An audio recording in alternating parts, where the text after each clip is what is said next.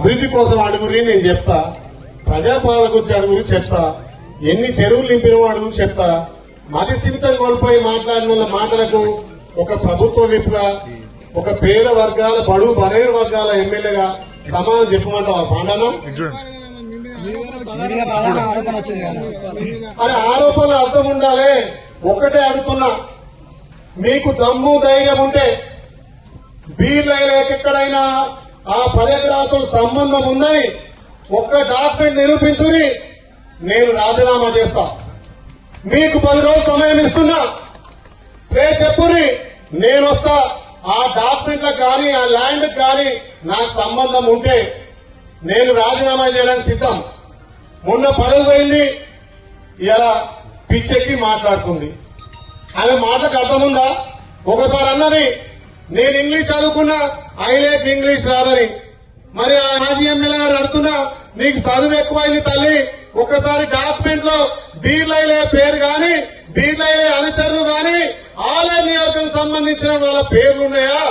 154 డాక్యుమెంట్లు అయినాయన్నావు. 150 డాక్యుమెంట్లు ఐలే పేరు గాని ఐలే సంబంధించిన వాళ్ళ పేర్లుంటే నేను తక్షణమే రాజీనామా చేస్తా. లేకపోతే నువ్వు రాజకీయ సన్యాసం తీసుకో. పిచ్చి పిచ్చి మాటలు మాట్లాడుతున్నావు. నీకు పదవైనటువంటి బాధలో మతి స్థిమితమై మాట్లాడుతున్నావు. అవసరమైతే ఎర్రగడ్డకు యశోద హాస్పిటల్ రిఫర్ చేస్తా.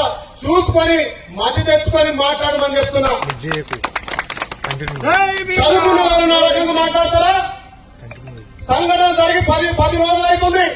నిన్న కేటీఆర్ గారు గౌరవ ముఖ్యమంత్రి మాట్లాడిన మీద నేను ప్రెస్ మీట్ పెడితే నీ పార్టీ నీకు చివాట్లు వేస్తే నువ్వు నా మీద ప్రెస్ మీట్ పెడతావు.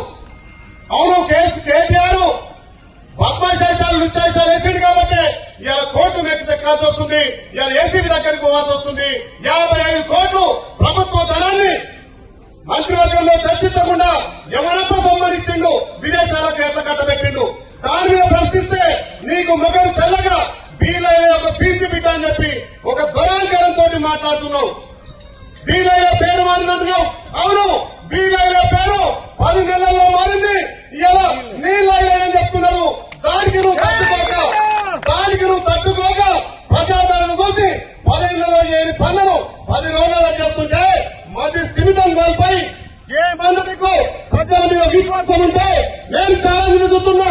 10 రోజుల్లో ఎక్కడికి రమ్మంటో చెప్పు. ఆ డాక్యుమెంట్లతో కానీ ఆ ల్యాండ్ యజమానులతో కానీ నాకు సంబంధాలు ఉన్నట్టయితే నేను రాజీనామా సిద్ధం. నువ్వు నీ రాజకీయ సన్యాసానికి సిద్ధమని సవాల్ ఇస్తున్నా. తమ్ముంటే సవాల్ స్వీకరించి ఈ డాక్యుమెంట్ల మీద చర్చ పెట్టాలి. నేను ఇప్పటిదాకా మాట్లాడదలుచుకోలే. మీ పిచ్చి పిచ్చి మాటలు నేను తడవా. నేను ఒక పీసీ బిడ్డగా కింది స్థాయి నుంచి వచ్చిన వ్యక్తిగా నేను అభివృద్ధి మీద మాట్లాడతా. నా ఆలయాన్ని కాబట్టి ఆలయంలో అభివృద్ధి చేస్తా. ఇంకా ఆలయంలో ఉన్నటువంటి రైతన్నల కాలు కలవడం కోసం గోదావరి నీళ్ళు వచ్చి ప్రతి ఎకరాకు నీళ్ళు అందిస్తా. మీ లెక్క మీ గతంలో ఏముంది? మీకు ఇలా ఫామ్ హౌస్లు అయినాయి, 100 ఎకరాలు అయినాయి. ప్రజలు బుద్ధి చెప్పినా మీ బుద్ధి మార్చుకుంటారు. మీ వక్ర బుద్ధి మార్చుకొని మీరు యశోద హాస్పిటల్కు ఎర్రగడ్డ హాస్పిటల్కు పోవాలి. దమ్ము ధైర్యం ఉంటే ఆ డాక్యుమెంట్ల మీద చర్చకు రావాలని చెప్పి సవాల్ విసురుతున్నాం. సవాల్ తీసుకొని జాగ్రత్త మరి.